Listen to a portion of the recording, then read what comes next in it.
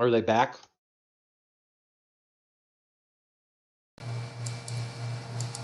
No, but what happened is OBS fucked up the defaults, so we didn't pick any of that up.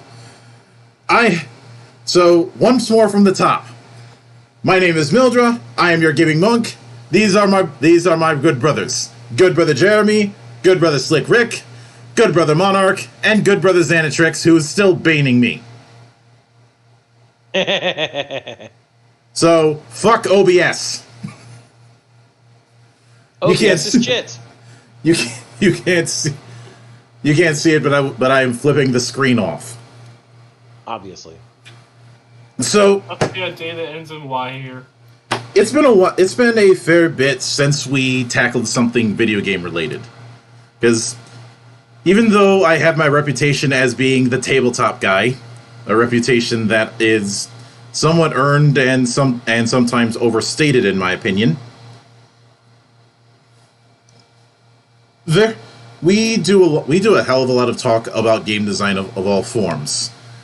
And this particular thing sparked because I was reminded of a narrative that has been forming long before I even was Mildra, and that is this idea that there's this dividing line between turn-based and real-time in gaming in general, and especially in video game role-playing games.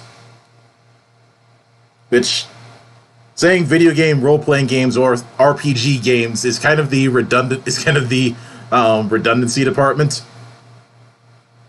The Department of Redundancy Department, or the Redundant Department of Redundancy. They're two different departments, but they do the same thing. Truly redundant.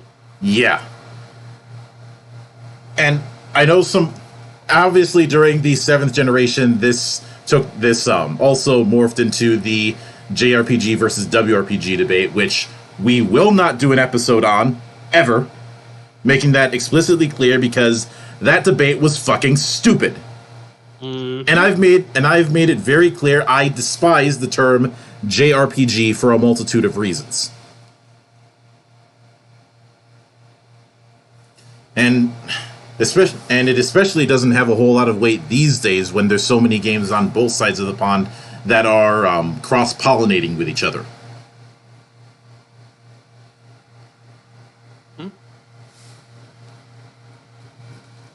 Because, just as a case in point, let's consider Dark Souls. By certain definitions of what is JRPG, that should count, but no one's going to ever admit that. Mm-hmm. As I've talked about this, the definition cycle. Well, it's an RPG from Japan. Well, Dark Souls isn't from Japan. No, it's got to have a certain art style. Well, like a manga-inspired art style. Well, Battle Chasers and Septerra Core have that style. No, those. I was just about to bring up Septerra Core. Not enough people have played that. Septerra Core still holds up, but I will strongly advise anyone who tries it, get the GOG version instead of the Steam version. Absolutely. Because we around here hate DRM. That's not the only reason. The bigger reason is that there was a patch shortly after the game came out that is not in the Steam version. And you kind of need that patch. Also, just on principle, I hate that the quote-unquote trailer is a massive fucking spoiler on the Steam page. The trailer, thank Christ. Hey, what? Yeah, somebody took one of the cinematics from the game and made a cinematic that plays out in like the third act and made that the trailer for the game. Because somebody in marketing fucked up. Mm-hmm. Remind me again, what game is this bullshit in? Septerra Core. Yeah. Legacy of the Creator. The GOG version, I think last time I checked, it was like $1 more expensive, but it works. Yeah, but it has that patch baked into it, so you're not going to have that problem. Yeah, this isn't a case of Todd Howard just telling you it just works. No, and the patch is something that people have known about for a while, and it was originally on Valkyrie Studios' site. But when they got sold off and the site went under, there was no way to access the patch. Mm-hmm. But getting back on the rails, turn-based and real-time. There seems to be this, much like with the dumbass JRPG versus WRPG, there seems to be this idea that the two of them have to have a Berlin Wall between them. And really, not enough people have played Total War games where both elements are combined. Yeah, and there were a couple. There's been a fair few indie games that I've tackled that have also melded the two. But there has been this debate about which of these approaches is better. And I want to make something very clear from the outset. If somebody happens to prefer a turn-based style versus a real-time style, which there are very legitimate reasons for beyond just preference, in some cases they just may not be that fast. That's perfectly fine. I don't have any issues with that. It's all good in the hood. What I do take issue with is ascribing a intrinsic quality to turn-based systems alone. A good example of this kind of thinking is the idea of turn-based being more strategic.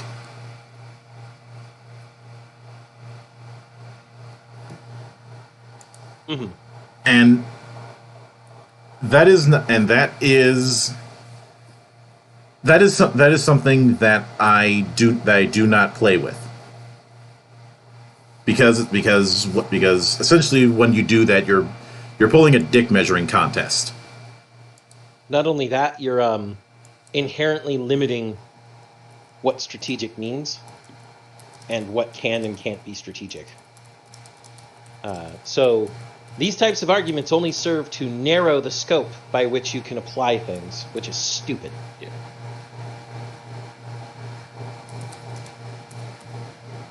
Mm-hmm. I mean, like, each of them lends itself to a different kind of strategy you'd have to form. But yeah, it's just a different kind. It's not more or less. It's like I think a lot of people, when they're talking about strategy, they're trying to conflate strategy and tactics into one thing.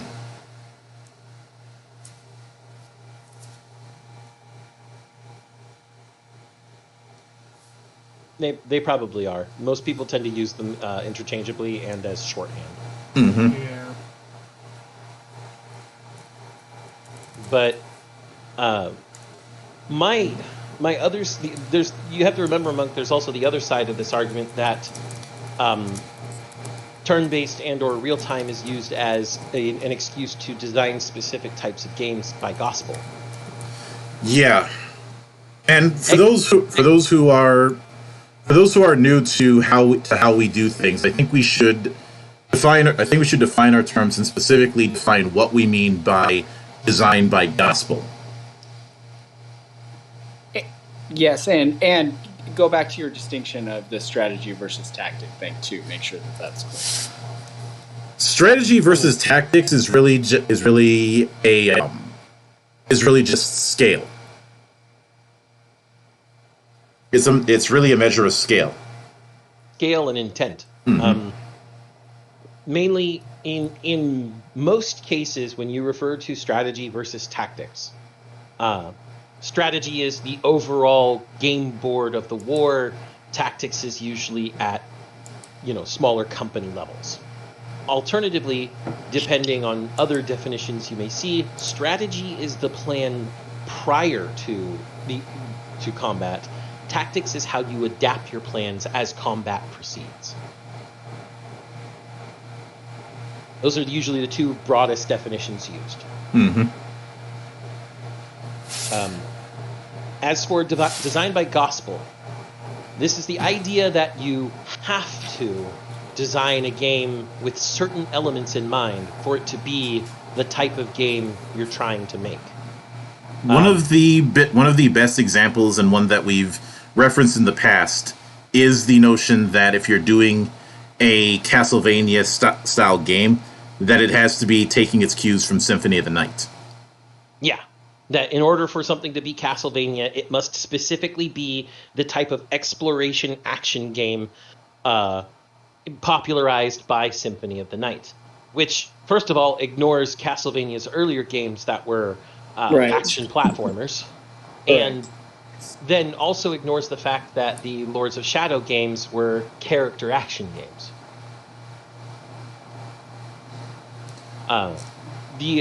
The example I tend to use most, because it's probably most recognizable and actually ties directly into our subject. Final Fantasy isn't Final Fantasy unless it's turn-based. That's what really sparked this up again, because once gameplay footage started coming out for Final Fantasy 16, which we did do a reaction to three of the trailers that we had seen by that point, there was a whole uproar about it, very clearly leaning into a character action, or at the very least an action RPG style. It's got a scoring system and everything, Monkey. It's character action, yeah, for sure.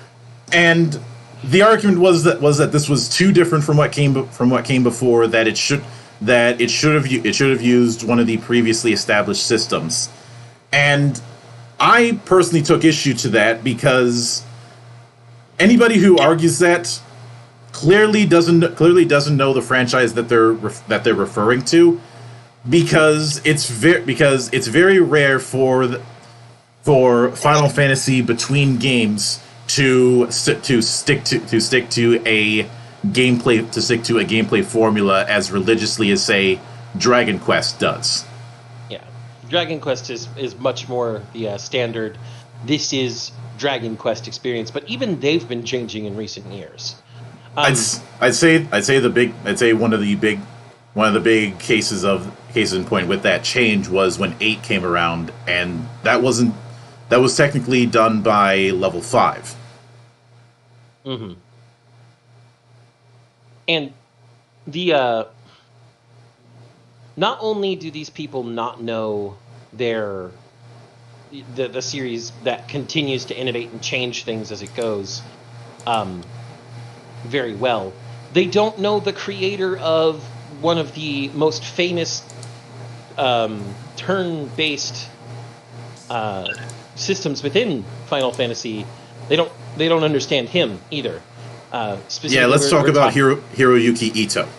Yes, Hiroyuki Ito was a writer and a director and game system designer all throughout the history of Final Fantasy. He actually wrote and the stories for 6, 9, and 12, and I believe he also did a little bit of directorial work for them. Mm-hmm. But the big thing, his biggest addition to the series was Final Fantasy IV, the active time battle system, which was that system that I think anybody who's ever played an SNES Final Fantasy knows, where the little bar fills up, and when it fills up, it's your turn to do something. Except the funny thing is, 4 didn't have the bars yet. True. 4 didn't have a graphical indicator, which is a big complaint they got, actually. And it also, it took time to cast spells, too. They had cast times. Mm-hmm. It was still mostly turn-based, but that's a little bit of a real-time element added.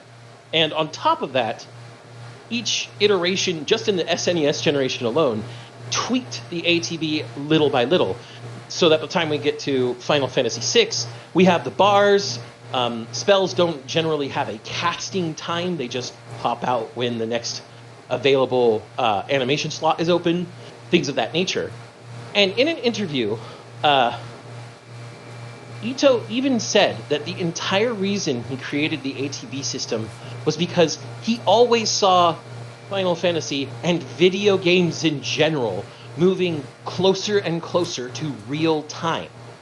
and that the ATB was an attempt to at least introduce a little bit of real time to Final Fantasy. And as you go further and further on, as you go all the way up to, say, Final Fantasy 12, you get the Gambit system and the Active Dimension battle system, where they were fighting in real time. Sure, they had little meters that filled up to tell you when they could use a specific move, because each move had its own speed, essentially. But it was, for all intents and purposes, real time. It's also the tactics system from Dragon Age before Dragon Age popularized it, but everybody hated it in Final Fantasy and everybody loved it in Dragon Age, and I'm still fucking pissed about that. I'm scooting my chair away. Scooting my chair away. But Hiroyuki Ito, especially, was the man trying to innovate where he could with what he knew best. Mm-hmm. And it goes to show that the legacy of Final Fantasy has always been to experiment and change. So much so that Naoki Yoshida, the producer Yoshi P of Final Fantasy XIV fame, has said in multiple interviews in essentially the same way every time, maybe a little bit of variation, that Final Fantasy is good graphics, good music, good gameplay, good story with chocobos and moogles. That it is to some variation of that effect. That is Final Fantasy. That's all you need for Final Fantasy. And there are going to be a fuck ton of fanboys out there who will argue with that definition. But guess what? Yoshi P, the guy who created the most successful Final Fantasy property in all of fucking gaming history so far, knows it better than you. And yes, that might be an argument from authority, but you're still playing the game, so fuck you. An argument from even if it is the reason why an argument from authority is a logical fallacy is when the argument hinges on that authority. This isn't one of those cases, so I don't even think argument from authority really is applicable. True, but I still felt like heading off those assholes at the pass, Monk, because I know how these debate bros work. Fair. And I can't be too harsh on that because, well, my whole job at one point revolved around assessing problems before they become problems. Yes, risk management. Love it. It's also the reason I hate the phrase "I wasn't planning on having an accident." I know some of you might be sitting there thinking, "Isn't that a contradictory statement?" And you would be correct. People still said it. But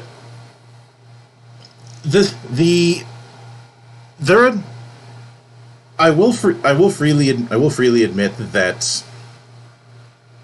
I don't, despite what some may think, I don't have a hatred for tradition. It's when tradition is used for its own sake, without examining whether or not that particular tradition is going to work for the system that's in play. Yeah. We are not saying that turn-based is bad and you should never do turn-based. We are saying that the games should be designed with a specific goal in mind of how the game, is to express itself. And if turn-based suits it, fine. Mm-hmm. If real-time suits it, fine. If you tie it in the ways that you want the game to play and you want the experience the players to have, cool. Yeah. And just don't cling slavishly to the past just because. I think that's also the reason. I think one thing that I've been seeing in certain games that do turn-based and certain indie games is using it falls into one of two categories. Either A, using turn-based because they're trying to go for a throwback, or B, using turn-based as the starting point, much in the same way that I've mentioned this before, but I have no interest in a lot of OSR stuff because it's just a cleaned up AD&D, and I've been there, I've done that, and I got in the lousy ass t-shirt that was in medium size because who the fuck gives a guy like me medium? I don't know, Monk. Maybe they thought you were into that. A shirt too tight just to show off your fantastic physique. Look, nobody likes that guy. The dude that's running around with a shirt one size too small. Everybody hates that person. Do I look like I live in Orange County? Don't answer that. And I certainly am not going to be spending any more time in LA than I have to. You know, they might be able to use you as a stunt double for Lawrence Fishburne. Fuck off. Yes. But Well, that's on the checklist. So when it comes to Final Fantasy, here's what I have to say about that. Also, in the design work of the look of the games are often radically different anymore from game to game. Why would you expect anything else about the game to not be radically different? Somebody mentioned the word innovative. Yeah, they're trying to one-up themselves. So I don't know, though. My question around it is, for Final Fantasy and the people that argue around Final Fantasy, I don't know, what was the last turn-based Final Fantasy that there was? True turn-based Final Fantasy? 10. 5? 10. 10? Oh, yeah, right, 10. But even 10 had elements that were not. So again, it's like, okay, which has elements? Are you considering it true turn-based, as in Final Fantasy, the original, as opposed to 10? If you're going to go that stringent, 3. Okay, that's what I'm saying. So 3. So we're never going to go back to Final Fantasy 3. It's just not going to happen unless you're trying to be nostalgic, like Zan had mentioned. If you're making Octopath Traveler, okay, great. Those are fun, too. I wouldn't even count Octopath. It's not. As I was literally playing it today, Octopath Traveler, as much as you want to say that, it is not. Okay, I get it, but again, I get where you're coming from. It's designed to be nostalgic, for sure. Oh, yeah. So unless you're trying to do any sort of, even back to Final Fantasy VI, even if you're going back to that style of game, you're being nostalgic. Anything else is got to move on. It seems silly not to. I can't imagine them putting out a Final Fantasy, even to the Final Fantasy X level, right now. I just don't think that people as a whole, other than these people you're talking about that freak out over the fact that we don't have Final Fantasy III style games anymore, or Final Fantasy, who's going to say anything? That would be a very small group that they're really not marketing to.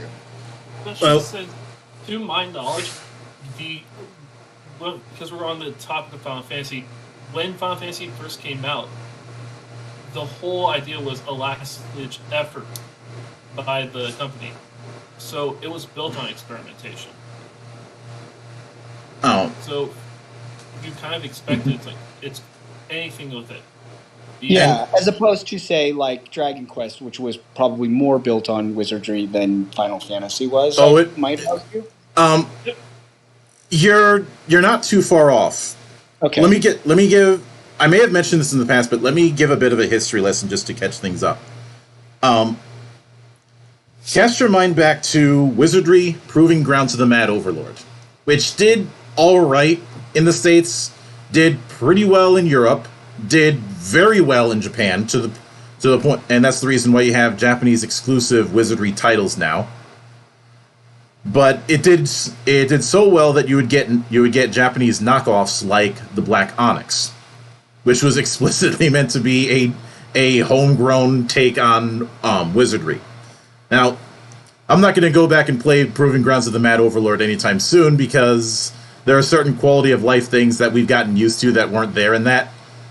Chief among them being a map that you could look up.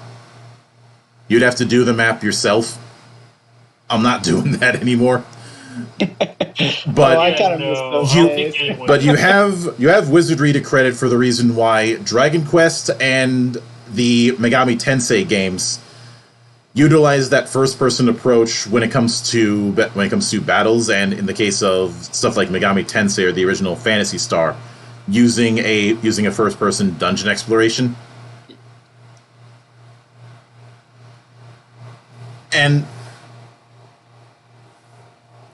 And what ended up happening is because of the success of that, Nintendo had approached Yuji Horii and asked him to bring that particular experience, the wizardry experience, but simplify it for the Famicom, which of course is short for Family Computer.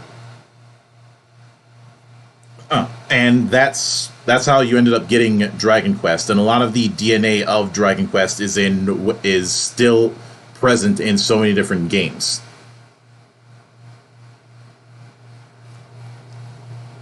But even Dragon Quest system has evolved. Mm-hmm. It evolved very slowly, for sure. First, you couldn't control your other party members than you could. Mm-hmm. Eventually, it did get to a point where we've gotten some really near on real-time battle stuff from it recently. Yeah, there was also the time it flirted with doing a class system. Yep. And yes, of course, flirted with doing the Musou thing with the hero stuff, and flirted with other genres with some of its spin-offs.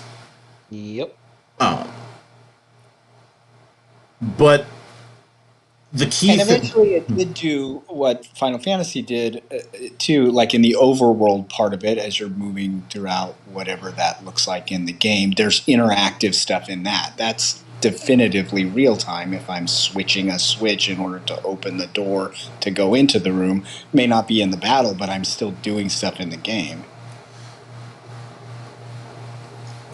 But there are certain.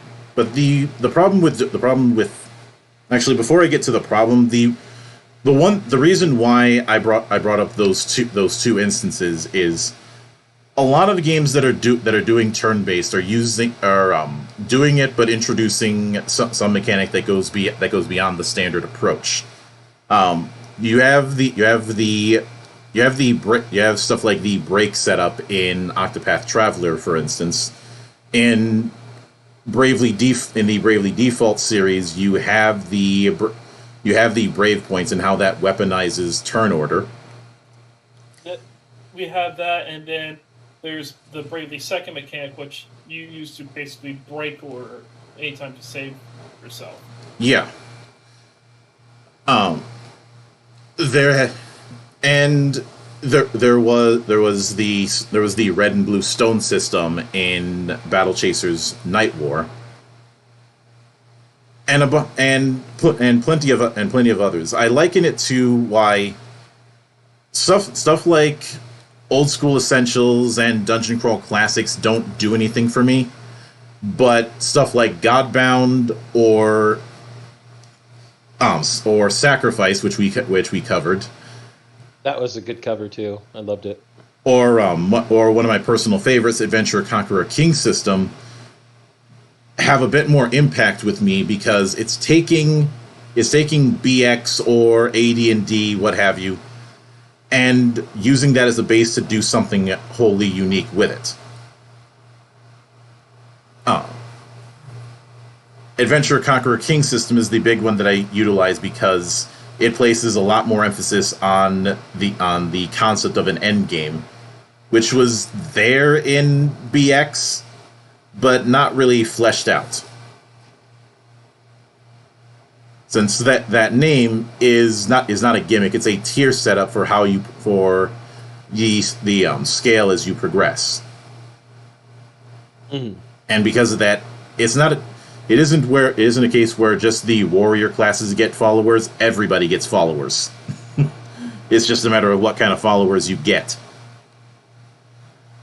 Followers are pretty nice, no matter which system you would get them in. Yeah. Even to an extent, the real world. And that is the direction that I think is going to go, because even the games that are trying to be throwbacks, like some of the games I've covered in previous interviews, are doing something to stand out in that regard. As they should, really. That's what I'm saying. You move. I mean, unless you're going to make a duplicate of an old game. I mean, yay. Even duplicates of old games. Something we were talking about beforehand, Final Fantasy VII, going from turn-based to real-time. Even if you're going to remake a game, why would you go backwards? So there seems to be this idea that what the remake should have been is the exact same game, the exact same gameplay setup, just with modern graphics. Well, and when that argument was set before me by multiple people, the counter argument I made is that is not the way Square Enix has used those terms before. Sure, the word remake can be used to just mean you're remaking something with more modern tool sets, and it's still the same thing. That happens. We see that all the time. But when Square Enix created the new version of Final Fantasy X and X-2, it was called the HD Remaster. And it was the same thing for the remaster versions of certain versions of Kingdom Hearts. They were all called remasters. They were the same games, almost everything the same, except, sharpened up with new tools and new techniques. Whereas remake definitely implied something different, since that nomenclature was not used by Square Enix in that fashion.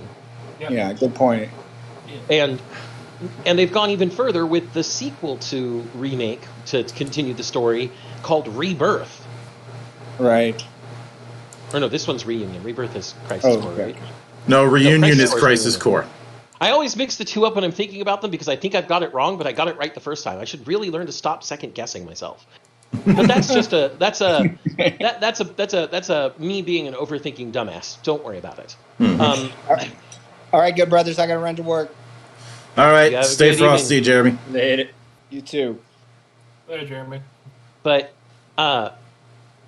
also, something I forgot to bring up during our talking about Ito that I did want to bring up is not only was this Ito bringing in elements of what he thought was going to be real time, things that he brought in for the ATB system, and Mug and I have talked about this at length, is ATB was based on things that he pulled from Formula One racing. Mm-hmm. Or things that he pulled in for monsters in Final Fantasy 4 and 5, and the Gambit system in 12 resembled aspects of the NFL. The NFL! In that their actions were based on things that are the most likely outcome of a specific situation. The Gambit system is more explicit about it. But it's basically describing how AI scripting works. And additionally, he has always felt that the things he introduces to the games need to continually improve. Just like when he first introduced ATB to Final Fantasy IV, he felt that it was rough, needed more iterations, more sophistication. He felt the same after Final Fantasy XII, but we never saw the active dimension battle system again, which still pisses me off. Add that to another thing on the pissed off Xanatrix list. The big thing is that these changes that are made to all of these systems, whether it is Final Fantasy or any of the other Square Enix properties everybody is familiar with, whether it is a nostalgic game being brought forward in a new limelight, whether it is new games being made overall, the evolution of video games necessitates that old systems that are either vestigial and no longer useful be cut off, or that are rough around the edges and could use sophistication be updated. This continual forward grind is what's necessary for a lot of the innovations we've gotten over the years. Mm-hmm. And that's the biggest reason why the argument of, well, turn-based is better because of X. Well, no, real-time is better because of Y. It's stupid. It doesn't apply, because both are tools that have been created for usage with these systems that they interact with, and both are continually refined and changed and made more and more further sophisticated. as they are used in the settings which best demonstrate and use them.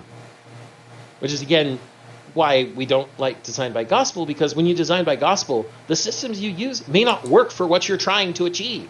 Mm-hmm. And I know some people might be incredulous that there was the NFL inspiration when it came to things like active time and gambits, but when you stop and think about it, it does make sense. Specifically, I think what his inspiration was is how plays work in football. Yeah. Mm-hmm. Like anybody who's seen a playbook or played Madden or Blitz will be familiar with the setup of picking a particular play to properly manage both offense and defense. This is where you usually see the X's and O's and the directions for the routes that you're supposed to go. Mm-hmm. Which is why people refer to high level play as a chess match.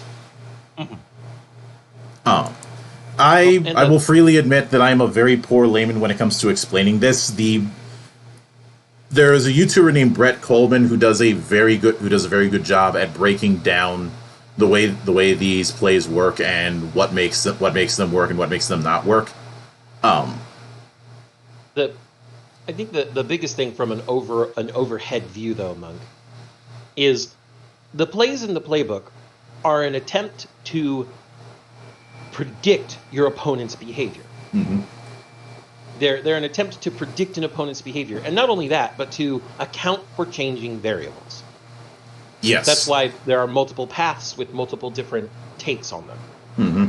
And that's what I think the active dimension battle and the monster AIs were ultimately doing. They were looking forward to the most likely next series of variables to work through. Mm-hmm. And like I said, with the Gambit system, it's a lot more explicit because you can set someone up to say, cast Furor if ally HP gets below 75%. It's a series of if-then statements that work really well. Yeah. Oh yeah. And truth be told, there are some games I can think of where they ended up using turn-based or real-time when they probably shouldn't have. Mm-hmm. I will admit that a lot of the examples end up going one side. Mostly because it's a bit trickier to see a whole lot of real-time games that should have taken a turn-based approach based on the way they present themselves. But just to give a few older and newer examples, I think I'm of the opinion that Vagrant Story should have taken a more real-time instead of the halfway approach that it did. I can see that. Vagrant Story is a pretty interesting game, and it is a little bit divisive amongst the cult classics that love it.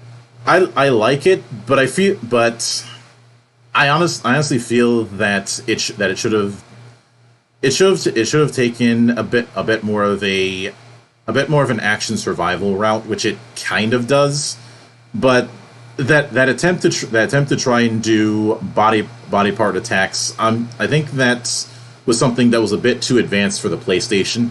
So because of that, you have battles that feel like they're in this no man's land. Mm. Another one, and I'm going to be really stepping on some toes, including my own, but for the same reasons, I honestly felt that both Wild Arms and the Final Fantasy XIII games should have taken a more action approach. Well, I definitely think that Final Fantasy XIII series should have had a more action approach. That cinematic action system was... honestly, it was annoying.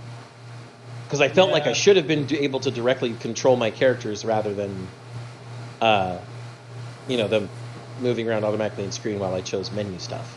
When you have stuff like really launch, I would say it's like I would agree with Zach. It got really annoying, especially in. I've played all three. I'll say now, and it got annoying, especially during Lightning Returns. Lightning Returns is the case where it should have gone full force into that because of the fact that you weren't controlling a party. Yeah, you were just controlling Lightning and her schema, which, by the way, I might add, schema are the closest thing to the job system that was in 10.2. The job system that was in 10.2 is the only really good thing about 10.2, in my opinion. But it has an unfortunate name of the dress sphere system or the garment grid system. The schema system was the closest iteration of that, and even then it wasn't a full iteration.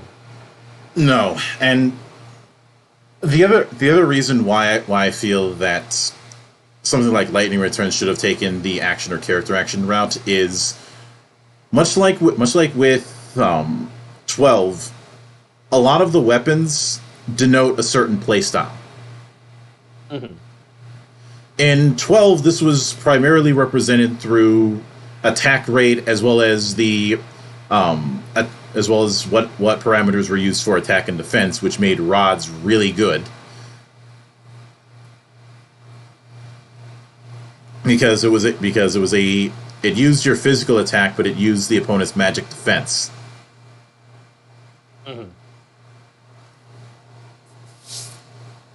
But I bring up Wild Arms because while I'm not saying that Wild Arms should have gone first person or third person full on shooter, but maybe take some cues from a more squad based type of shooty.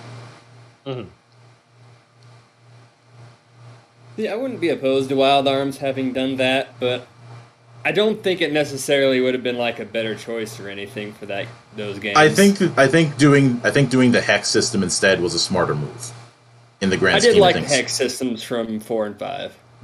4 doesn't exist. That's Cyber Arms. I remember liking 4. I don't remember too much about it, but I remember liking it. Don't we have a quote for this, Monk?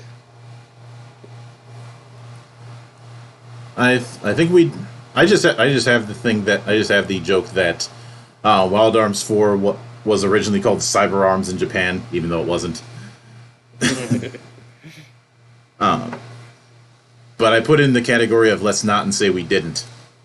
I'm going to head on out and get ready for work, guys. All right, Rick, stay frosty. But I will say, in regards to Final Fantasy 13, I slightly disagree with you. That's more because I think the problem wasn't turn-based or real-time. It was overly automated. And I don't really know if making that more real-time or less fundamentally fixed that problem. Real time, the automation wouldn't be necessary. There's certainly that. I would say the big problem at what, because a lot of people, everybody talks about how the battles are bad because of the whole auto battle thing, but like in a lot of cases,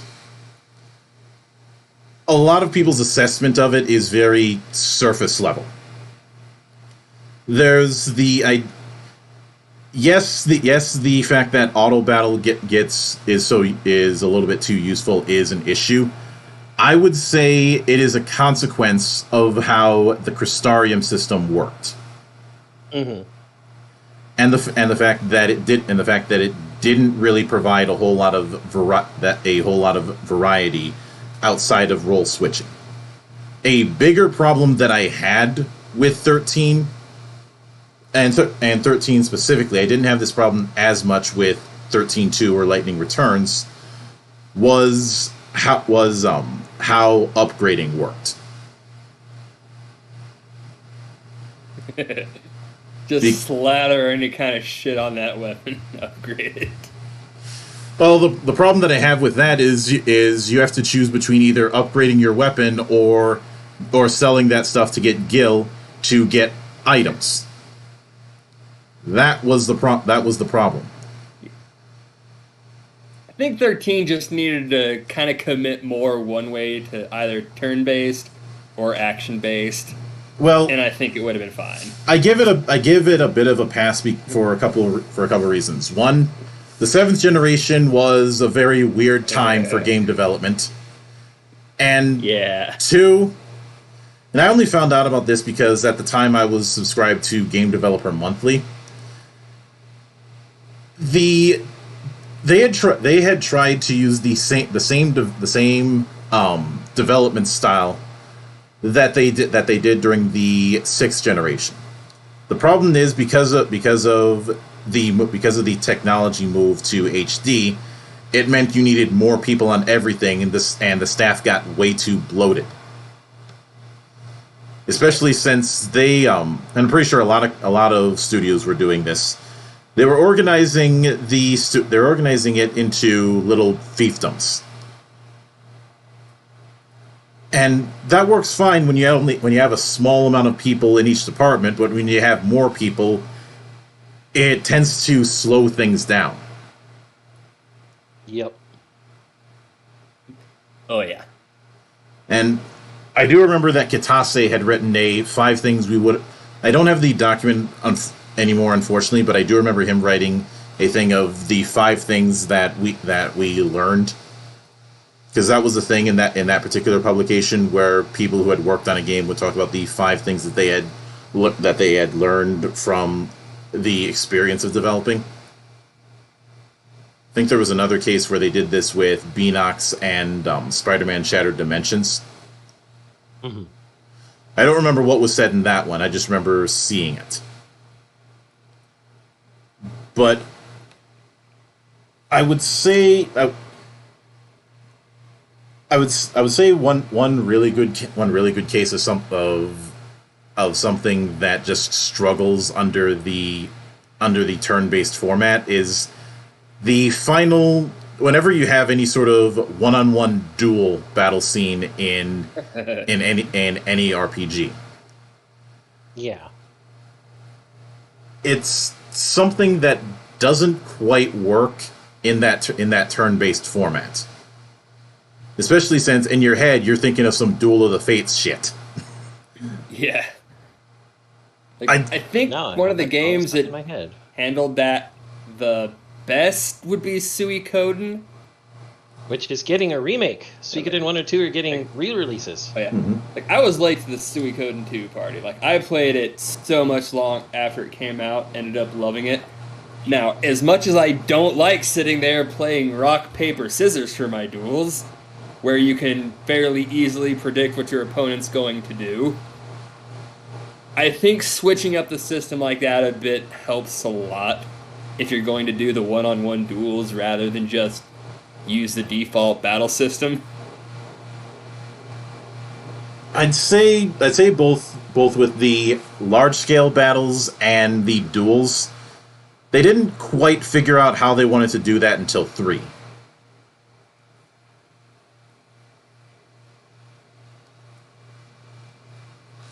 Probably because the extra power that you get with the PS2 helped facilitate it. Since I think the intent with the duels, aside from it being rock paper scissors, is to read what they're saying to try and predict it. But the problem is you end up running into the Tor effect, to quote Lore Runner,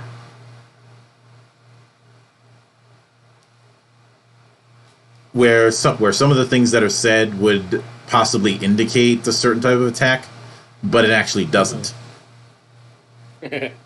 And given how the duels are very unkind if you make mistakes, that's a bit of an issue. Slight little rant about the duel system just in Suikoden 2. The first time I played it, I didn't realize this was going to happen. There's a duel, a required one in the story. You cannot win if you have not found certain characters to upgrade your weapons. I couldn't find out why every time I hit this dude, 0 damage. Didn't matter what happened, 0 damage, 0 damage. I was like, I tried leveling up a bit more. Nothing. I was so mad. I think that is a consequence of hand braking. Or as TV Tropes calls it, guide dang it. Mm-hmm. Yeah.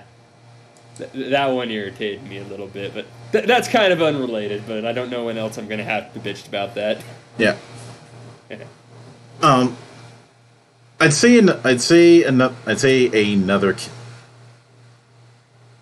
another case when it comes to this whole thing of doing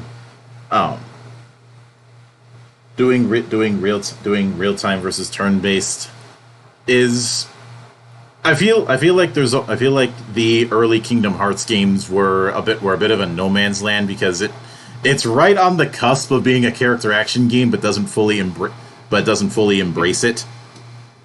Mm-hmm. It never has. It always has that menu. I would say they didn't fully embrace the concept of being full on character action until Birth by Sleep.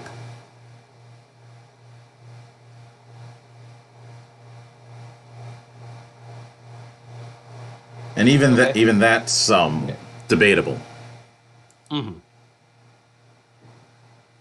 I mainly say that because of the options that you had available. Yeah. And using that menu was manually was always awkward. I think the only in-game menu that was more awkward was the item menu in Lament of Innocence. Yeah.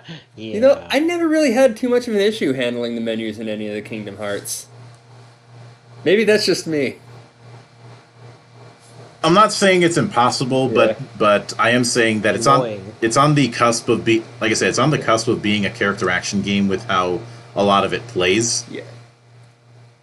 But it doesn't fully take the plunge.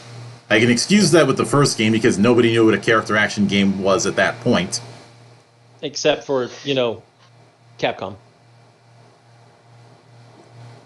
Yeah, I know some people might say that God of War is a character action game. I don't agree.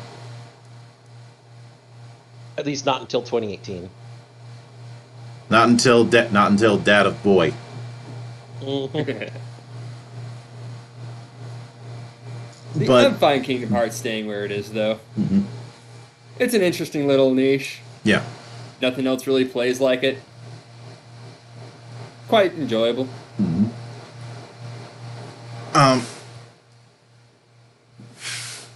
Are there any cases you guys can think of that I haven't mentioned of games that either used a turn-based or real-time system when they probably shouldn't have, and should have gone the other way? I mean, you brought up something like FF13, which I think just should have committed a bit more one way or the other. Mm-hmm. But I can't really think of too many that I would say would probably be better. I can think of a game that there are things it did I think I definitely would have left it as turn-based. Now, since I'm not as familiar with the Geekwatch stuff, I haven't watched too many of these episodes, what is this talk on spoilers? Or the guide for spoilers on this show? Guide for spoilers? Isn't it 6 months and that's it, Monk? Yeah, 6 months statute. All right. So I'm gonna bring up Mother 3. Okay, yeah, that little bit statute's weird. way over on that one. Yeah. A little weird because it's not like an official US release, and if it ever gets one, there's probably a statute, so fair warning to anyone at all interested in playing Mother 3. People have been playing fan translations for years. You're fine. Yeah. They might not have gotten to this one yet. Mm-hmm. But point in case, the final fight of Mother 3. It makes use of a mechanic that's been in like both. Well, it's been in Earthbound. I don't remember. I don't think it was in the actual Mother. But the homesick mechanic, where you call home to kind of prevent your character from getting homesick. Mm-hmm. You get to that final fight, and that mechanic starts to kick in, where your character gets like sad and can't make his actions. You'll start randomly losing your turn. Something like that would be so excessively frustrating in like a real-time game. He's got a point. Mm-hmm. That actually is the homesick mechanic is actually a mechanic that is propagated around a turn-based system. Yes. And I think it works exceptionally well for Mother, because like it still gives you, or Mother 3 specifically, because it still gives you kind of that building sense of frustration without pushing it too far. But that mechanical frustration kind of helps carry over into like the emotional narrative going on. Mm-hmm. But you make that real time, I think you'd break that bound and just piss the person who's playing the game off. Yeah, if your character suddenly became unresponsive due to the homesick mechanic in a real time situation, the player would feel like it's an unfair metric, an unfair punishment for forgetting to call home. Mm-hmm. Especially since homesick, I think if I remember correctly, homesick only really affects Ness and in Mother 3 Lucas. Yeah. It doesn't affect any of your other party members. Yeah. It's not as prevalent in Mother 3 either up until that last fight. But yeah. Yeah, but that last fight also is slightly automated near the end. Yeah. Just because it keeps kicking in, ramps up, there's really no way to win the fight. It just ends with everybody breaking down in tears. Which is great, but yeah. A lot of old school console RPGs have an issue of hidden mechanics. Mm-hmm. And I think the Mother series is no exception to this. Yeah. Mm-hmm. But if I'm being honest, I do think that I think that the Wizardry series should have dipped its toe into real time at some point. It kind of did, but not in a way that I think works the best, because the way Wizardry ended up evolving its playstyle ended up being a case of having 8 people bum rush somebody. Mm-hmm. Or try to bum rush and suffer through it in the case of Wizardry 8. Which, that is a game that will break you. There will be blood. Mostly because of the fact that Wizardry 8 likes to keep regenning monsters in an area. Mm-hmm. Even ones that you've just killed. It's hard in the wrong ways.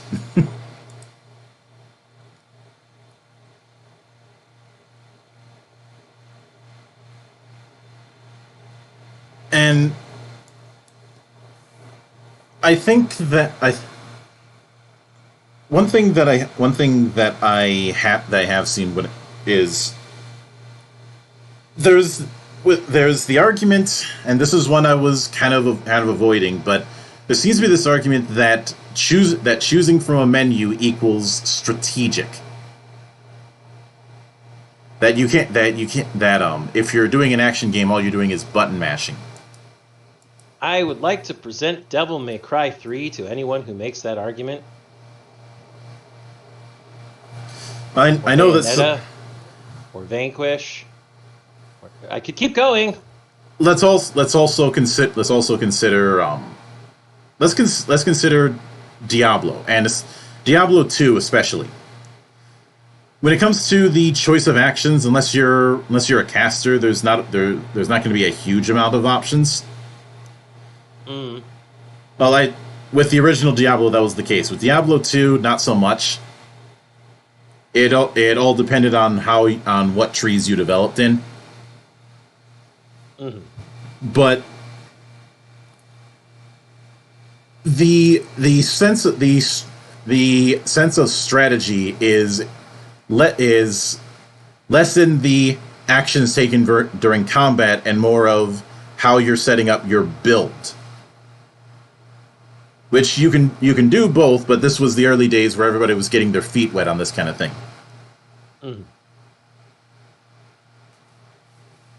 And this is especially the case with some of the stuff that got added in Lord of Destruction and some of the stuff that was in the Diablo likes, such as Torchlight or Van Helsing.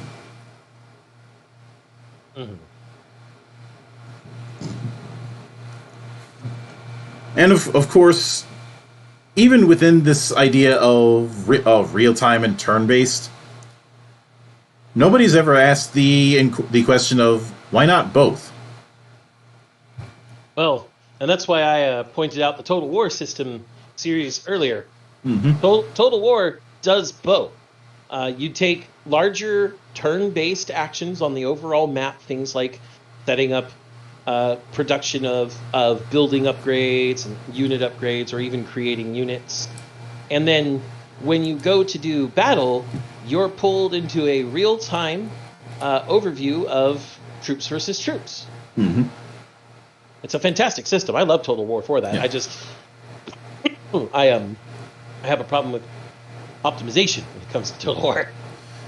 Yeah, that and diplomacy still sucks. Well, I mean, the games are called Total War, Monk. There's times where because of the way it works, you end up the AI ends up picking fights with your allies.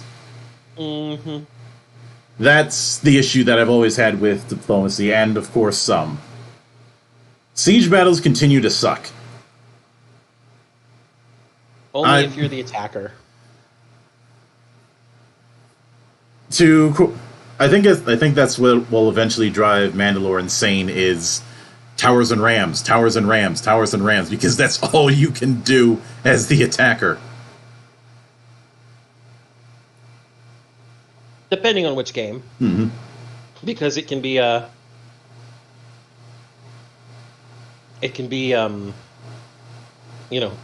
later games you get cannon as well, and then castle walls come down easy. Yeah. The point is that the options you have, especially with how a Total War game is designed, end up bottlenecking. But you are still doing a turn approach. Of course,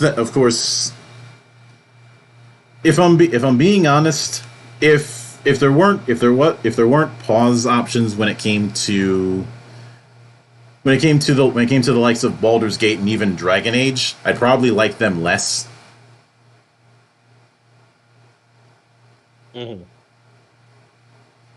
Now, I especially had this problem with the likes of Baldur's Gate, where it feels like you're in this midway point between RTS mindset and what should be real time. Yeah. And of course, since it's using D&D's rule set, you have the limited casting, which I'm not entirely sure works for a video game. I don't think it does.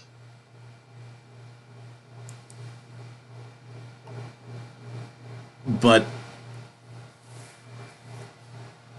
another aspect, Peter brings up Valkyria Chronicles, aka XCOM for weebs, but Valkyria Chronicles is I would only consider Valkyria Revolution to be real time. Everything else is still doing a turn-based approach, because no matter even if you have that free movement, which Arc the Lad also did, you're only getting a very limited amount of attacks. Usually just one. Mm-hmm. That, and you have to activate units using command points, which in that regard makes Valkyria Chronicles more like a war game. Apropos. I was about to say, surprise, surprise. But consider how in a miniature war game you have to activate units before you can do anything with them. Yep. And in some cases, you can't activate every unit at once, especially if you're dealing with some of those large-scale things, like, say, somebody playing 40k with epic rules, or God help you, apocalypse rules. Played an apocalypse game. It took 7 hours. Do you remember how many points the game was? 50,000. Yeah, that'll do it. It's because my friends wanted to field things like Titans. And that's plural. Are we talking Warhound or bigger? My friend had an Imperator model. Oh, fuck. It's okay, I had an Awakened Monolith. Oh. I just like messing around with Warhound Titans because of tactical genius. Yeah, this wasn't really that type of game. The Warhounds would have kind of been lost amongst all the big shit he had me use as a Necron player and the big shit he used as a Marines player. Well, technically a hybrid Marines, and I was like, dude, Marines may have marched besides Titans sometimes, but they weren't actually associated militaries. Especially since the Titans are more of a Mechanicus thing. Mm-hmm. And Mechanicus doesn't like to share their stuff. Mm-mm. But when it comes to that, since we're talking about these hybrids between different styles, I may be in the minority with this, but I didn't hate Guilty Gear Overture. I liked it. I felt that things took too long. That's all. That I will certainly agree with. I have the same thing with Duelist of the Roses. In fact, I think I said that when we did the tribute to Takahashi. That the idea of doing grid combat with Yu-Gi-Oh was a novel idea, but matches took way too long. Yeah. And when it comes to, but I think part of the reason that I ended up enjoying Overture for what it was due to the fact that it's trying to be a hybrid of a fighter and an RTS, which is a concept we haven't really scratched the surface on what could potentially be done with it. There's one other game that's done it, Monk, that I can think of off the top of my head. Which you know one? It is? Go ahead. Brutal Legend. Yeah, I can certainly see it, and I actually think Brutal Legend handles it a bit better because stage battles aren't as long. Mm-hmm. Granted, Brutal Legend kind of got a bit too serious after the first act, but that's neither here nor there. Well, after the first act, that's because she went emo. Mm-hmm. Of course it got too dark and brooding. Someone became a goth. And then it was let's be real, the things people loved most about Brutal Legend weren't even like the gameplay elements. It was everything looked like a metal cover, all the metal legends, and the headbangers were awesome. Oh, and the death of the final boss with Jack Black regaling us with decapitation. for like 30 seconds. Yeah, I'm not holding it out that long. No. Clear. No, I wouldn't expect you to hold it out for that long. And I think there is one instance of mixing action with real time that we kind of glossed over, and I think a lot of people slept on until it became popular to not sleep on it. Mm-hmm. Valkyrie Profile. Mm-hmm. We talked about games where the party just bum rushes. Well, that's basically what you're doing in that game. Yep. Valkyrie Profile's great. Mm-hmm. And I'm glad that we're getting a new game. I've seen some people argue that they just that it's just a random game they just slap the name on. I'm not. I think those are the people who have been holding out for years for a Valkyrie Profile Priest, which isn't going to happen because that story with Lenneth, Silmeria, and Priest is pretty much done. Yep.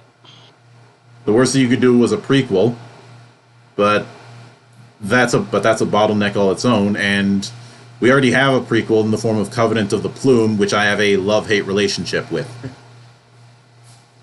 You love to hate it? So, that's the only Valkyrie Profile game I've played. I really wanted to like it because I loved the idea behind it. Didn't really follow through enough, I feel. I have the same problem with it that I had with Chaos Rising. The Dawn of War 2 expansion. And it is that if you want to try full purity and not be tempted by the temptation mechanic, the game really works against you. Like the difficulty scaling goes up way too high. Like it wants to force you into using the thing that's going to give you a bad ending. Oh yeah, see, I think it should get harder, but it can scale a bit too high. The other problem I had with it, I didn't care about most of the characters. Like, what should I sacrifice this person? Well, why not? They're not really important anymore, and I don't really like them anyway. Mm-hmm. No. Those are the two things that kind of dragged the game down a bit for me. Well, if you wanted a game about sacrifice, you'd be better served playing Soul Sacrifice. I wanted to play that, but I never got around to doing it. You want a good game about sacrifice? Play Fuga Melodies of Steel. AKA, just put the dagger in my feels. He's not kidding. The game of, do I sacrifice this child to win this battle? And I will give Fuga credit. It knows how to twist the knife if you end up making that choice. It also tempts you to use the soul cannon a lot. Now, I wonder if we could call Fuga one of those hybrid games as well, but I don't think we can. It's mostly turn-based. It mostly is. It is one of those games that I consider a two-phase system. Mm-hmm. Because you have the exploration part and then you have the combat part. Yeah, and I like both. Mm-hmm. Fantastic. And it's designed around that two-phase setup. But even when we were just looking at the trailer, we were like, this thing is gonna really put the dagger in the heart, isn't it? Oh yeah. This game, I think it's been long enough to be outside of embargo, but I'm not someone who likes to spoil this particular parts of these games, so I'll be general and roundabout about it.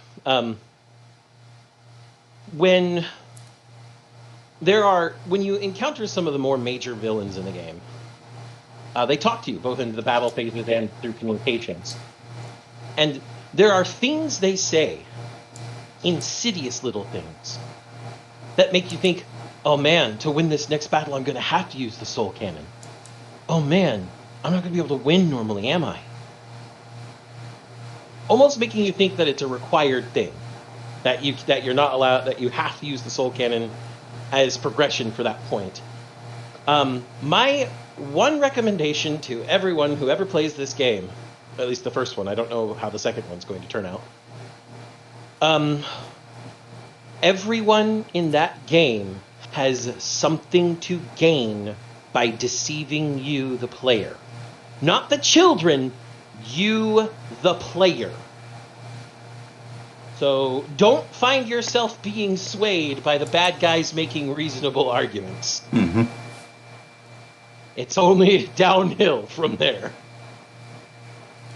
I think, though, that I don't think Fuga could really be turned into... This is one of those games where I think it really couldn't be turned into a real-time game.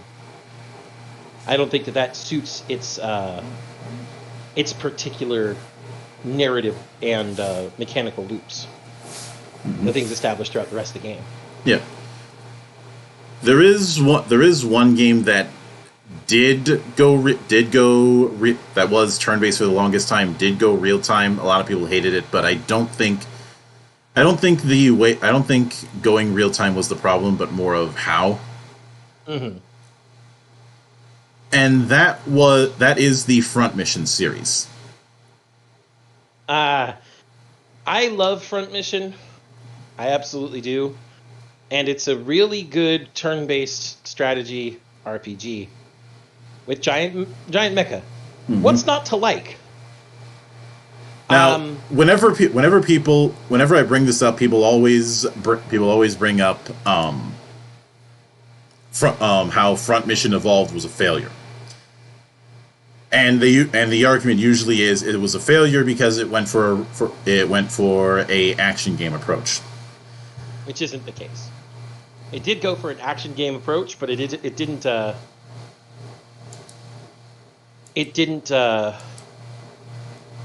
It wasn't solely because it went real time. The failure was having it handled by a team who had no experience with that kind of thing. Yeah. That of course being Double Helix, who they've done far better stuff with things like the Strider remake and of course Killer Instinct, but they weren't known for any of that at the time. They were known for stuff like the G.I. Joe games. Mm. Which, those are movie license games. You know how that works.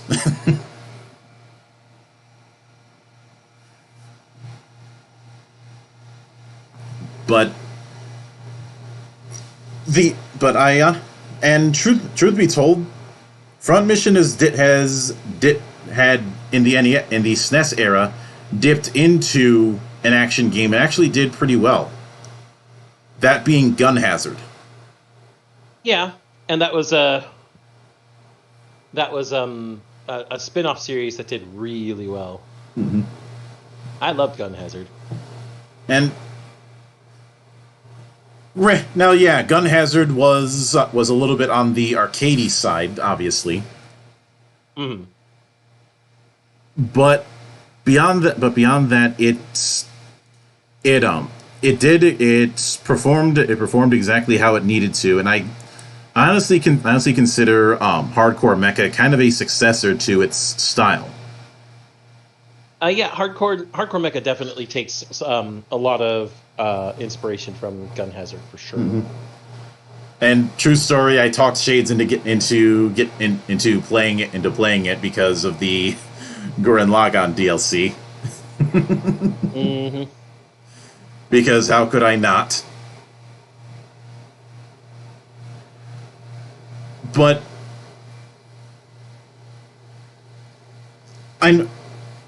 since you and I are big fans of Super Robot Wars, I'd be remiss if I didn't bring up the side series, I guess, that was far more action based, and that is the Ace games or Another Century's episode. The so the Ace games are very cool.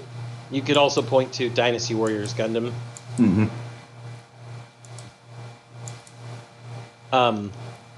But I think the defining thing here is the reason they did it right was Bon Presto knows how to design the Super Robot Wars games. Mm-hmm. But they may not have necessarily had the same experience with doing something live action. So who did they get? FromSoft. And it's not like they didn't have a decade's worth of experience by that point or anything.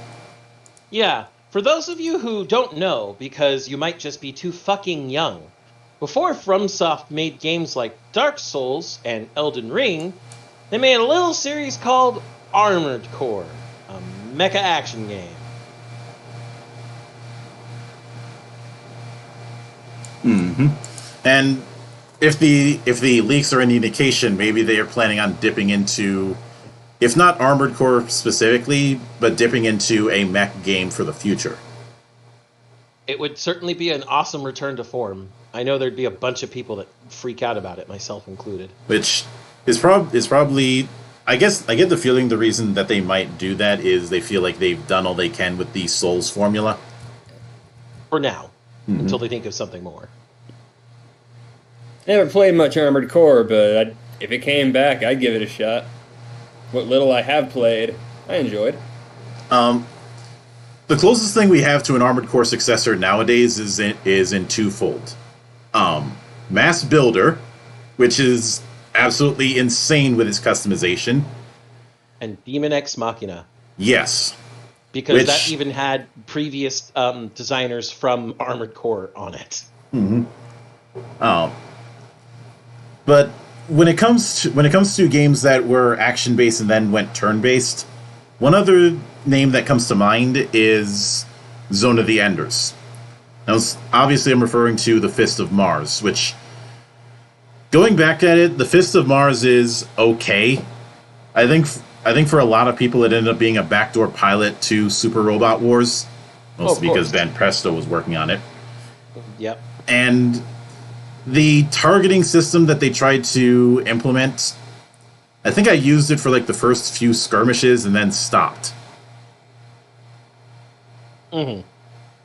Like, it was a cute idea, but after you've had a few battles under your belt, you don't really need it. There's also there's the issue of trying to do precision targeting with a D-pad.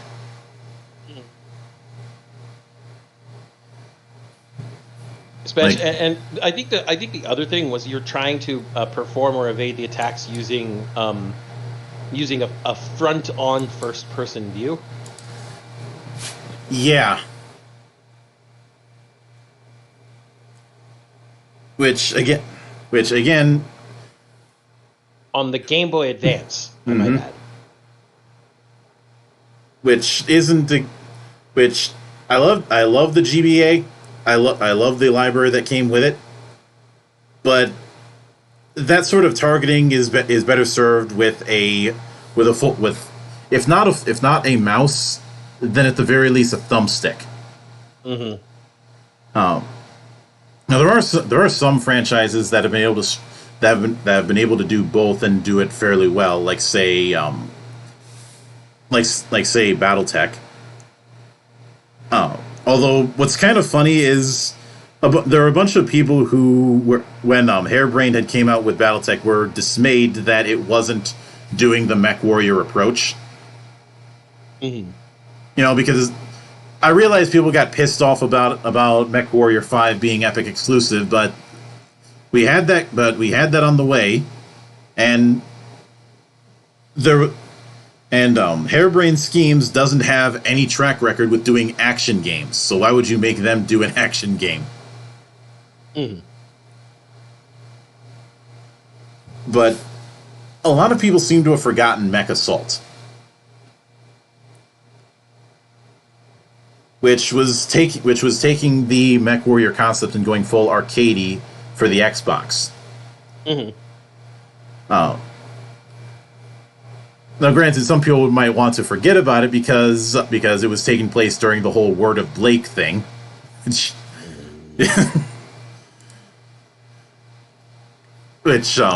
We like to forget those dark times, mhm. along with the dirty clanners. Yeah, I was never a huge fan of the Jihad era because it felt like we've been here before. Mm-hmm. A fanatical quasi-spiritual faction waging war on the inner sphere with advanced technology. Didn't we? Yeah. It obviously when you get into the details, it's not exactly a 1-to-1, but in the broad strokes, it felt like just a retread of the clan invasion. Yep. But one thing that I have noticed is that this whole thing of what it has to be is applied very selectively, because I remember when Onimusha Tactics came out, I didn't hear a peep from people dismayed that Onimusha was being turned into a tactics RPG. I think that owes more to the fact that you don't hear a peep out of Onimusha people in general, Monks. Well, there's certainly that. I suppose a better example would be with Dragon Quest Heroes. Yes, absolutely. Like nobody raised the stink about a Dragon Quest game that was using the that was being done by Omega Force. Putting aside, and actually, an even better example of this kind of genre shift. Have any of you ever played the Zilal series? Yes. Name's not familiar. Most people, they're only going to be familiar with Trinity, which was on the PS3. But Zilal was kind of RTS-ish for the longest time until that version, which was more of was utilizing a lot of Omega Force's tech, but felt more like an action RPG than the army versus army battles that the Musou series is known for. Yeah. And had a dedicated button for party members switching. I think they took some of the lessons from that and applied it to Dragon Quest Heroes. Mm-hmm. And Peter also brings up Yakuza 6 and then 7. That's definitely... Nope. Okay. So nobody who actually loves the series cared about that. They thought Ryuga Gotoku 7, Yakuza, as it's called in Japan, was fucking awesome. Even with its change to some semi-turn-based RPG system. Look, my only experience with Yakuza has been Like a Dragon. Which is 7. But that is actually 7? Yeah. Mm-hmm. Huh, I didn't realize that. The Yakuza series has definitely been a character action RPG. And yes, it is an RPG in a lot of different ways. Least of which being all the shit you can do. All the shit you can do and all the skills you can get. Jesus fuck. Mm-hmm. And then, you have the Judgment series, which also is the other side of things. But number 7, Like a Dragon, which, by the way, for anyone who doesn't know, Ryuga Gotoku means like a dragon in Japanese. The whole series has always been like a dragon. It's just when they brought it over to the U.S., people, I guess the localizers didn't think that would make any sense to people. So they just called it Yakuza since you're playing the Yakuza. Look, But- that is not the most messed up naming change thing I've ever seen in gaming. I still know about the whole Harvest Moon shenanigans. We won't get into that. Yeah. I do not have enough alcohol for that. Yeah. But You're not Doku. but I remember a lot of people claiming that Yakuza 7 was trying to rip off Persona of all things. Or that playing a lot of stupid shit. Or that instead of focusing on this new guy, it should have focused on Kiryu. But I think a lot of the people who make that argument probably didn't play all that many of the previous Ryuga Gotoku games, because where else are you going to take Kazuma Kiryu's story? Well, apparently they have him back in for 8, but I don't know to what extent. So. I doubt it would be. It would probably be as a supporting character at best, because there's not a whole lot of room to take his story. And somebody said, "Well, what about a prequel?" We already did that. Called Yakuza 0. Yeah. And we're doing an even further prequel now. They're finally doing a remake Western version of Ryuga Gotoku Ishin, which is the story of the Bakumatsu period, where Sakamoto Ryoma, one of the biggest Japanese patriots ever, is just Kazuma Kiryu, except Bakumatsu period. Yeah. It's ridiculous, and I love it, and I am going to get it and play it. Yeah. But since his name is currently escaping me, I'm just going to call him the new guy. He's Ichiban. Yeah, Ichiban. First off, this 7 technically wasn't his first appearance. His first appearance was online. But he is a massive fan of Dragon Quest. In universe, he is a Dragon Quest fanboy. Yes. So what you're essentially playing through in 7 is his delusions, which makes it kind of like a video game version of Akiba Ranger. Akiba Ranger. I love Ichiban. And Peter does point out that there's the elements of character hangouts and social stats, but I don't think Persona has a monopoly on that concept. And hell, that concept didn't really show up in Persona in that level until 3. Yes.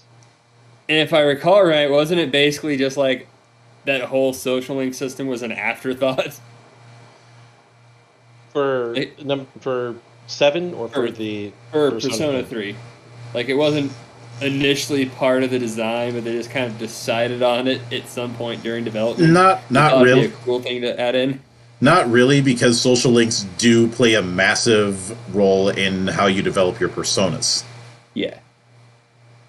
I think that's kind of where that came from. Like, they wanted the personas, of course, but at some point they decided to kind of tie them to that social link thing. 'Cause theoretically, you could pull that out entirely and still have a very similar persona system without it.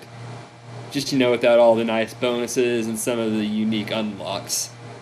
Well, a problem that ended up happening, I think, with the first 3 personas, yes, I said 3, long story, is that it didn't do a whole lot to separate itself from the Mega Tensei, from the main Shin Megami Tensei series. Because if you look at a lot of the ways the battle system and the like is designed, the only thing that really separates Persona from Mega 10 proper is being in a semi-contemporary setting and focusing more on the psychological aspect instead of being in a complete shithole world full of demons. Mm-hmm.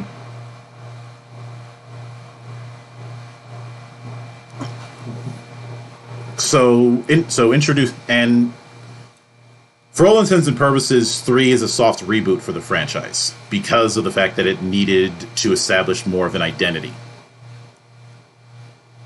Mm-hmm. And of course, with 3 onward, while we definitely had our weird ass monster designs, we didn't have anything weird. We didn't have anything as WTF as Pandora First Form.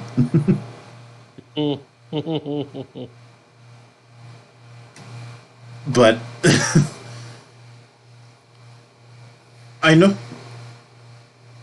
that some people had issue with Persona. I remember when Persona was jumping into other playstyles that people were arguing that it was milking with things like Q and Dancing All Night, and then later on Strikers. Mm-hmm. Or the arena games. Oh yeah. Now with the arena games, you have ArcSys working on it. ArcSys made a really good system too. So. Yeah. And for people complaining about Persona doing that, they weren't seeing a lot of what like Shin Megami and Atlas were doing over in Japan, because I love their games, but they have been shameless whores from the beginning. There's so much Persona stuff out in Japan, well before we got like the Persona 3 stuff, and they just didn't release it stateside yet. There's still some stuff that hasn't been released stateside that I want to at least see just as a historian. Yeah. One of those is If. Yep. And hey, Doku, you finally showed up. Get your ass in here. Does he really need to come in for the tail end though, Monk? Yes. Okay, you heard the man. I tried to save you, Doku, but it's your funeral. Come on in.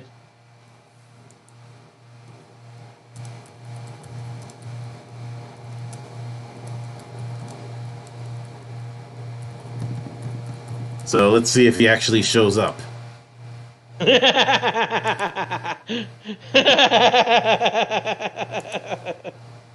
did say 1 minute.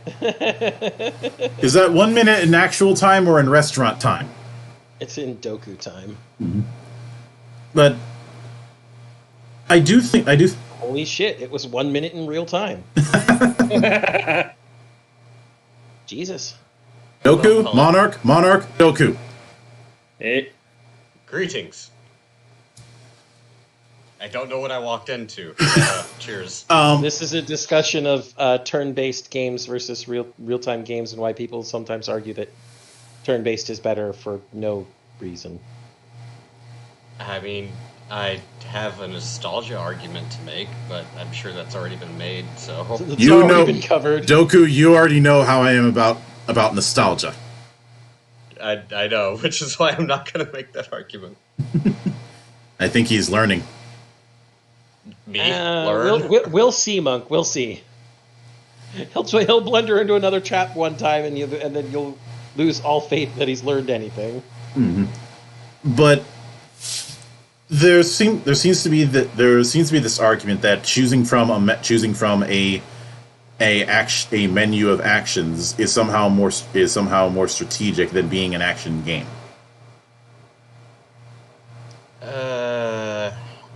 If that sounds stupid, it's because it is, and I've heard this argument in one form or another for years. I mean, I guess if I had to condense my opinion down to something short and sweet, since I am the late and the gay, as usual, it really depends on what type of gameplay style you're going for. Like, are we playing chess, or are we looking for reaction speed? Like, again, what type of game do you want to make? Well, that's also why earlier we talked about games that went one way or the other when they probably shouldn't have. Oh, fair enough. I know when Final Fantasy shifted over, I think it was like, around Final Fantasy X or X2, where it was more real-time reaction. And like, I know a lot of people like... Real-time's been a thing since 4. That's when the active time thing started, which we already discussed. And I should have known. And in fact, it's been the discussion on stuff like the 7 remake and 16 and 15 and 16. That was what sparked the idea to do this particular topic. Well, the only thing I'll say, as long as it's not a press the right button during a cutscene where I can close my eyes and count to 10 and still actually get through it, then I'm cool with whatever direction you want to go with. That's cute. That's QTE, and that's a whole other issue, which is thankfully has been long since on its way out. Yeah, QTEs are kind of, you don't see them nearly shoveled in everywhere like they were in 2008. They still exist, and they probably always will, but they're reserved now. Even though I like the game, one of the most egregious cases of QTE abuse was Ninja Blade. Oh wow, I forgot about that one. I thought you were going to say Resident Evil 5. Too easy. No, I've got you both beat. Shenmue. I never played that. I would say Shenmue helped catalyze the concept. It was fucking full of fucking QTEs. Mm-hmm. But I think a lot of that is a consequence of the must cinematic attitude, because remember, Shenmue was trying to be this multi-episode long epic, including the part where you walk along a path for 2 real-time hours to get to the next village. Oh, God, Who remembers that part? Who remembers that part? Who remembers that part, Monk? I do. Look, I didn't play those games, but that's what killed Shadow of the Colossus for me. Despite everything good that game was doing, the long treks of nothing happening towards the boss. You know, realism isn't always a good thing. Why do you think I have the mantra of believability over realism? I fully agree with that stance. Although, then again, there are people... I think we've shifted to what is it? Well, we want a cinematic story. It's like, yeah, I don't want half the game to be cutscenes. I don't see where your argument has any validity here. Like, I get it. You want to defend your baby, but... I think I told you in the past that I don't respect art games as games. I mean, again, if you want to make a movie, just make a movie.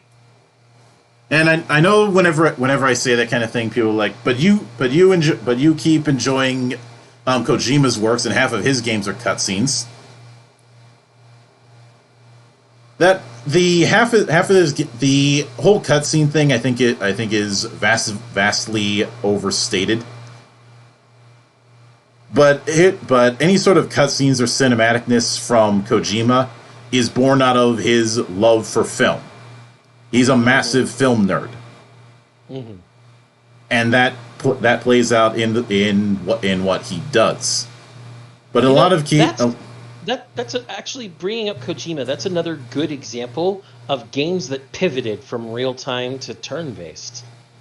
Metal Gear Acid, which actually really good games too, super good. And I know some might argue that you shouldn't be able to do stealth with a turn-based approach. You can, and hell, there's whole board games that are about stealth. Yeah. I don't know if this was the reason, but I think there were 2 reasons why Acid went with the card approach that it did. One was, I think they just wanted to try that, and 2 was not fully knowing how far they could push the PSP.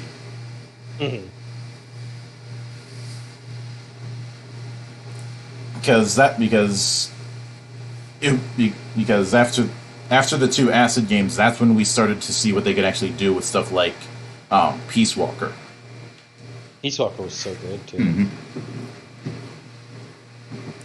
Again, I guess back to your original point, like, it's really about implementation.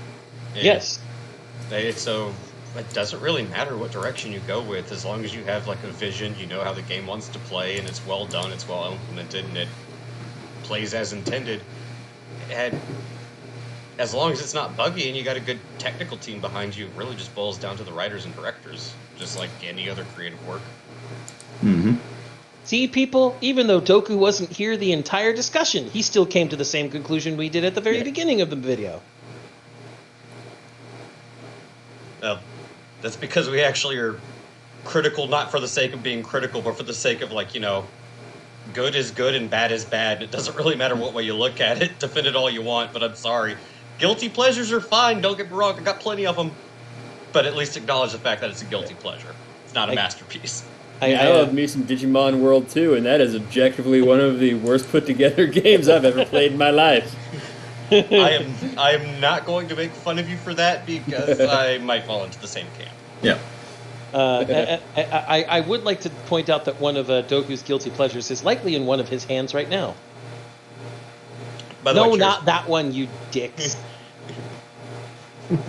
What you did there, I see that. Mm-hmm. Although, to be fair, I thought you were talking about Monster Girl Quest. Do you choose to touch Fluffy Tail, Doku? See, I always went for the slime girls. They were the easier ones. I don't like to put a lot of effort.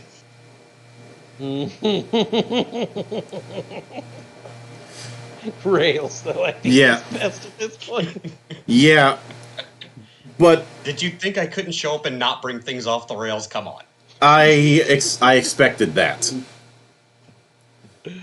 But I think overall it does come down to not just the gameplay style that supports, but having that gameplay style have an identity, especially since if you really want to have a wankfest regarding turn-based, there are so many RPG Maker games that will fulfill that. It's not even fucking funny.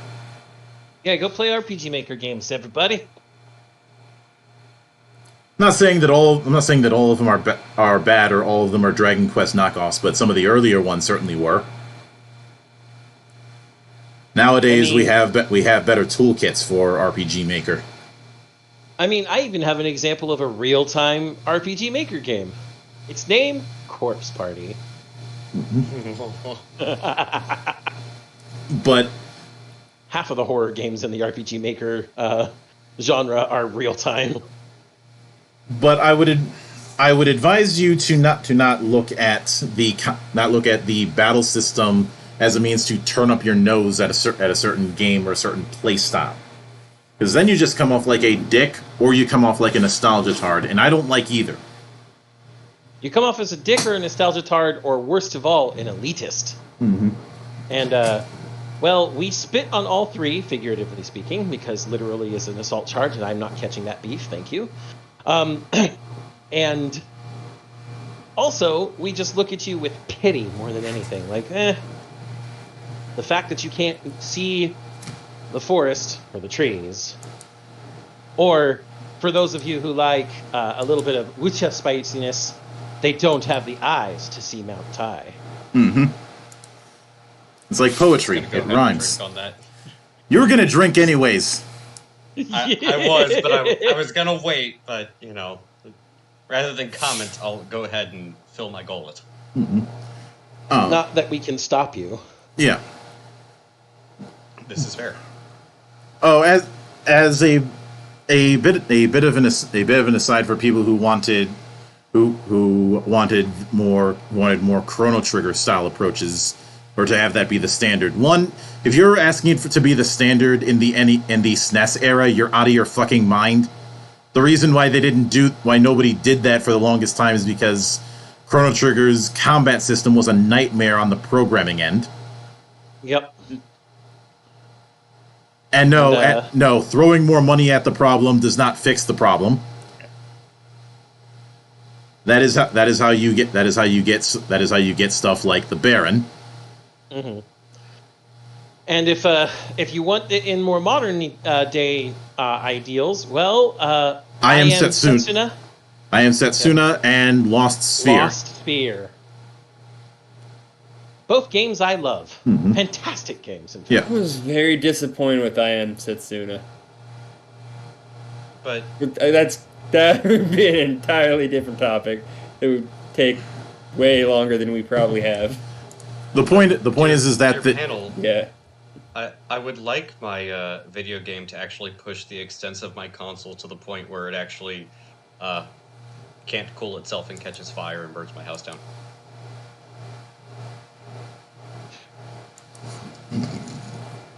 Too soon? But even with the, we've always strived for exploring the alternatives because they're there, and that applies just as much when it comes to this whole turn-based or real time, because there seems to be an argument for some that turn-based is dying, but it's very clear if you're taking that approach, you're only looking at the bigger names, and you should be playing games, not names. Yeah. Remember, people, if you think X, Y, or Z doesn't exist, look harder. Dig in. Find the ignored trailers that we always take the time to spotlight, or the ignored press releases, or all the little announcements that you miss because you're too blinded by the big, shiny lights. And I know some people might say that it's that about how hard it is to find these kind of things because of marketing or what have you. But one, you have this massive tool. Two, when I was growing up, there was not to sound too Minnesotan, but there was a cheapo a block away from the office. One of the most therapeutic sounds was hearing the click-clack of going through jewel case after jewel case and to try and find something interesting. I've made it clear in the past that I am that guy who would go into a library or a bookstore for hours on end and wouldn't come out, or sometimes go into a half-price books and come out with a full shopping cart full of books. I'm about to make the panel hate me. Try me. But tell me if I'm wrong. There is only one video game that has existed in its true form that has truly merged turn-based and real-time gameplay, and its final form was QuickTime events, and the name of that game was Dance Dance Revolution.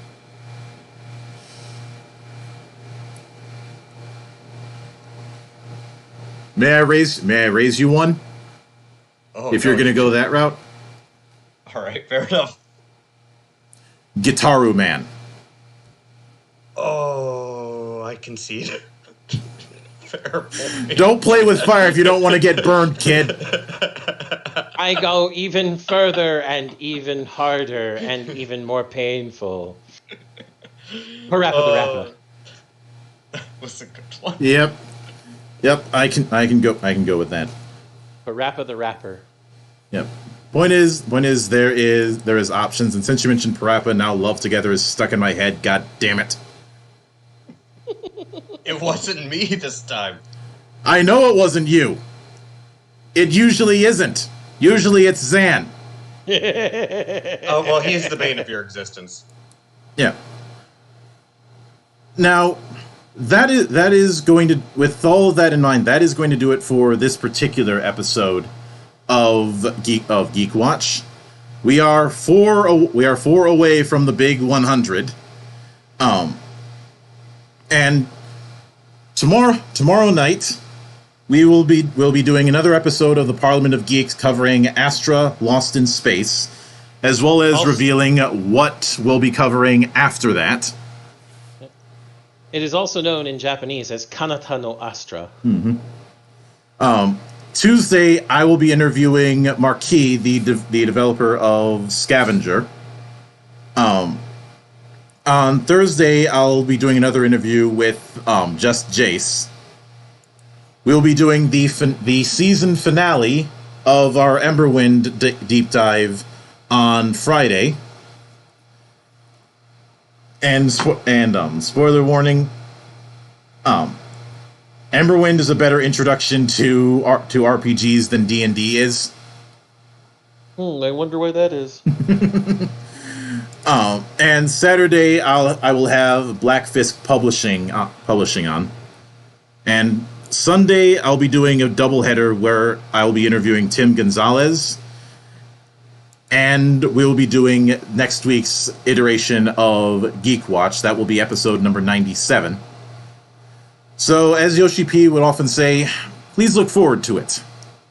But until then, on behalf of the good brothers present and not present, my name is Mildra. I am your gaming monk.